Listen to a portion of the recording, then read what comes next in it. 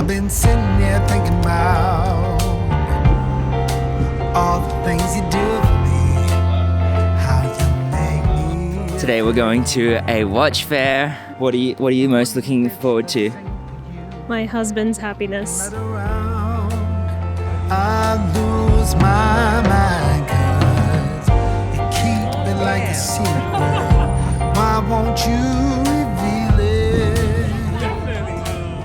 Just please.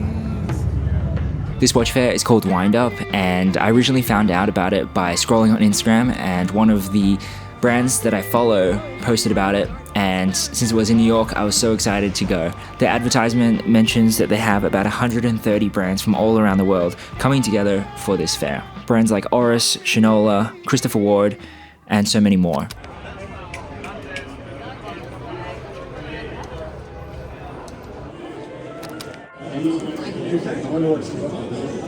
Free stuff already! This place is packed.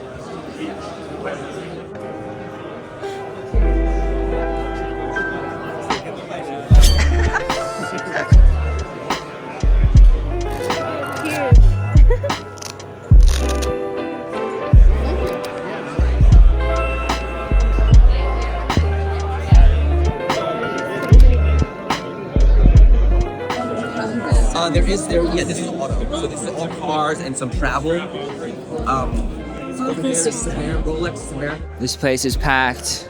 They have a few different stores, from knives to EDC to watches. We just came across the Christopher Ward booth, which I'm actually excited to see one of their new models.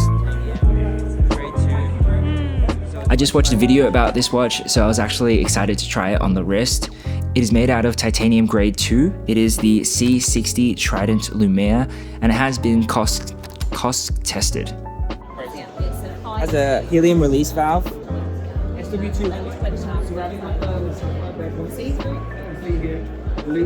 Pretty nice movement of the back. Other watches that I saw from Christopher Ward was this one that looked very similar to what Tissot have, their PRX. But the one that really caught my eye from Christopher Ward was this skeleton piece they call the 12X. It's made out of titanium, both grade 2 and grade 5. I recently found out what the difference between them is. Grade 2 is a little bit softer and easier to machine. And for this watch in particular, it's more of the bracelet that's made out of grade 2. And then grade 5 is the higher grade, which has a combination of both titanium and alloy to make it a little bit stronger, but it is a little bit harder to machine. So a lot of the higher end watches use mostly grade 5, and a lot of the mid-tier to lower end watches use grade 2. But for this watch in particular, they use grade 5 for a little bit of the case to make it a little bit stronger and to give a different finish to the actual watch itself.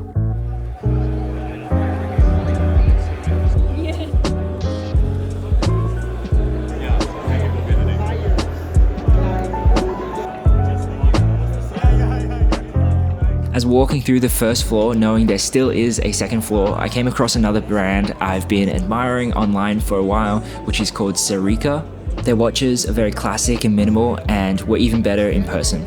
The team was showing off one of their more unique bracelets, and it's hard to explain, but essentially it just loops through and clicks in on itself, and it's made out of, I believe, steel. It's very lightweight and quite comfortable on the wrist. No, you're good. So you just clip it in between each of these. Right. Down and adjust. Wow. Chop just like that. Feels like. How comfortable is that? It looked like maybe very Yeah, it's not bad. Comfy, right? Yeah. It's quite light. Oh, it's basically that.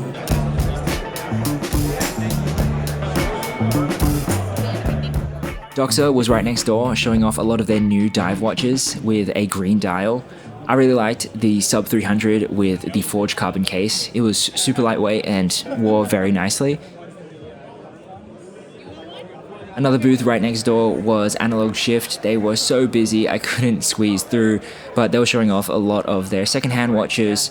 Shinola, being a huge sponsor of this fair, had a massive booth, and Bayer gravitated towards a few of their smaller pieces.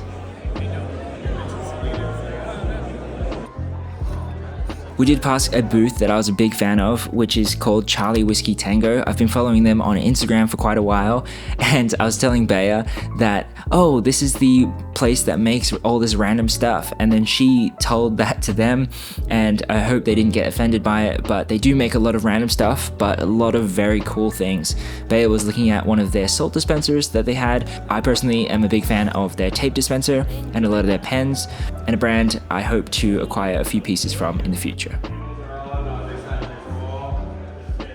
As we journeyed upstairs, Oris had a huge booth showing off a lot of their different watches.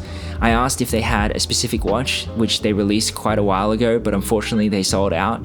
It was this New York limited edition Harbor watch, which looked really cool.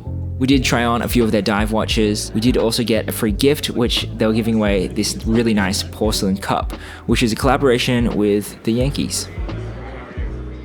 As we walked in a little further before we got to the main space, Casio had a hallway set up where they were showing a lot of their historical watches.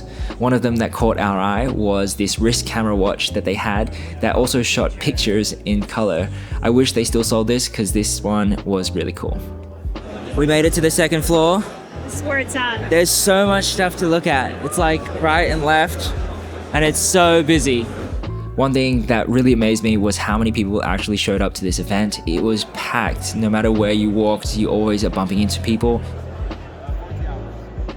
One of the brands that really caught our eyes was this French brand. They're from Marseille in France, and they had an amazing story about the Navy used these watches back in 1980, and now they're remaking them. It's super cool in terms of the look. It fit really well on the wrist, and this is actually a watch that we were so close to even just purchasing on the spot. A brand I was excited to see there was a brand called KUOE. They're from Kyoto, Japan. They have some really nice classical pieces, all made in Japan, so it's really high quality. They had a lot of models that were already sold out, but nonetheless really cool to see. The shop right next door was selling seiko clocks, and one of the clocks that I've been hunting for ever since I saw it once in Japan was a bigger version of this seiko clock. It's a yellow piece, it's digital, and it looks really cool in my opinion. They also had a GMT clock, which was really interesting, where the bezel actually rotates so you can actually track 2 time zones in a clock, which was pretty cool. And they also had this really great vintage looking clock, which was only around $40. One thing that wasn't a watch but caught my eye was this small device that goes underneath any watch and turns it into a smartwatch. A sensor that attaches to the backside of any watch, giving it smartwatch features. Cool. So things like track your steps, heart health, notifications, music control. When you tap it like a couple times, it pauses music. When you tap it once, I think it goes and plays music. They had a few demos going. It was really cool, and it just connects to your phone via Bluetooth. It's a subscription model. It retails around $100 a year for the subscription, so it's pretty affordable as well. As we're pushing through the crowd, another brand that caught our eye was a brand called Paulin. They're from Glasgow, and they make a lot of very beautiful artistic watches and clocks. They have a bunch of clocks online, which we may pick up one in the future, but we love their little watches. They retail for around $500, and they're super thin and super interesting. They had an open case quartz movement, so not your typical watch, but it was really interesting to see. It's fun. Timex had a booth and was showing off a bunch of cool pieces, but Furlan Marri was a brand that I really wanted to check out, as they just released a watch that was very, very circular and really caught my eye. This particular watch I've been looking at for quite a while, and when I tried it on, I didn't think it fits me perfectly, but I still think it's a pretty interesting piece.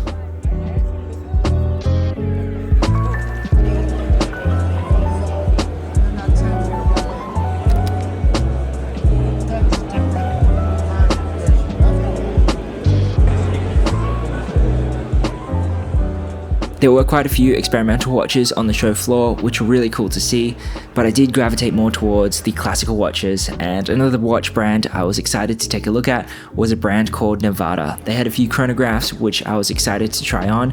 I did notice on some of the pictures that the lugs tend to poke out a little bit on shorter or smaller wrists, which mine is, so I did want to take a look at it and try it on for myself. It was really exciting to put it on. I think it fit quite well actually, and and is something that I would love to pick up in the future.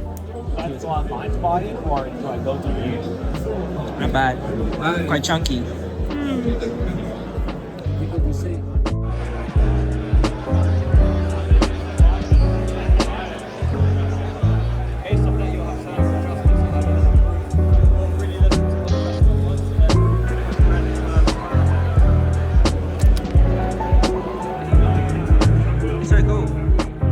The final watch brand that caught both Bea and my eye was this brand called Beau Bleu. They had a really unique design where their hands are circular and just had a very subtle point at the end to indicate what the time is. Their second hand rotated around the bezel as if it was floating, and we were really curious about how it actually worked, whether it was something poking up and you just don't see it. And the guy revealed to us that essentially it's a translucent disc that goes around the whole face, where it goes your hour hand, your minute hand, and then the whole second hand is actually a translucent piece that goes over the top. So you don't actually see it rotating because it's clear. Definitely a watch that I think Bea would suit very well, and they're coming out with a smaller version of their case in the near future. I think at the moment, all of their watches are only 39mm. 34 going to be automatic as well? Yeah, only automatic.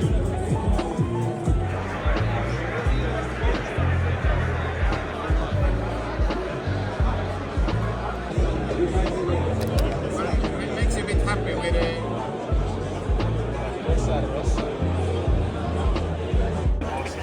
To end the day, I did see an amazing deal floating around, which was $5 for a nylon NATO strap. And since I've had this watch, this is the Tag Heuer Ochre Racer, for about 6 years. I've been wanting to try something new, and I decided to purchase a 20mm strap for this watch. It's growing on me at the moment. I think since it does look more of like a racing watch compared to just a dive watch, it doesn't fit the NATO very well. So I might change it back, but for $5, you let me know what you think in the comments down below. Too much testosterone in there. My first experience of this watch fair was awesome. I would definitely go back again next year. We ended up walking away with quite a good amount of free stuff, including a lot of good reading material. We got a bunch of stickers. We got this tote bag from Brew Watch Company. We also got a microfiber cloth in addition to the Oris mug. A random one was this nomadic wallet they were actually giving away for free. It's pretty cool. It can fit a couple of cards and it has a small slot on the back for something like an air tag. I'm definitely going to be using this for when I go camping. The final giveaway was a small blue LED, which you can use to shine on your watch to see all the lume it has.